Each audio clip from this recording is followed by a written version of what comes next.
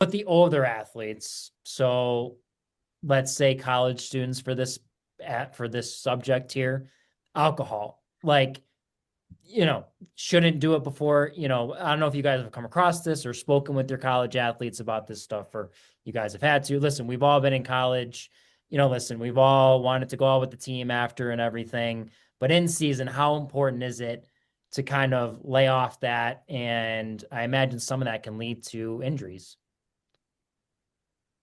I mean, it's the same as everything else. I mean, there's really only cons to it, to be quite honest with you. I mean, there's some pros, but they're not from the performance standpoint. Yeah. But yeah, I mean, it goes with any other thing that's bad for you, right? Like it increases our risk of injury and decreases our performance, and it like obviously there's a certain time frame like leading up to a game. I probably like 48 hours or so. Wow. But if you think about it the way the college schedule is structured, having two games in a week, it's like you don't really have too much time to get that out of your system Yep. while you're trying to still stay sharp in mid or in midweek form, you know. So Mhm. like obviously not the smartest idea to be consuming, but college is college, so people are gonna want to have their fun, but it again just you have to know, it's just a decision that you're gonna have to make and you're gonna have to live with the next couple days. So just be smart when you're gonna do it if you're gonna do it.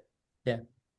Yeah, I would just add to the biggest thing from just like the science side of it is like going back to increasing risk of injury. One big part of it is the fact that it just it crushes your sleep cycles.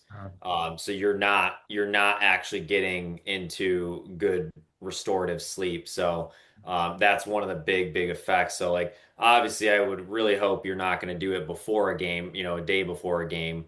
But yeah, I've spent like Spencer said, I mean definitely the timing of it would be something you definitely want to take into consideration. For Uh, sure.